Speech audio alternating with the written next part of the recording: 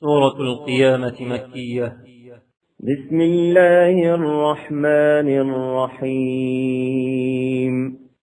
لا أقسم بيوم القيامة ولا أقسم بالنفس اللوامة أيحسب الإنسان أن لن نجمع عظامه بلى قادرين على أن نسوي بنانه بل يريد الإنسان ليفجر أمامه يسأل أيان يوم القيامة فإذا برق البصر وخسف القمر وجمع الشمس والقمر يقول الإنسان يومئذ أين المفر كلا لا وزر إلى ربك يومئذ المستقر ينبأ الإنسان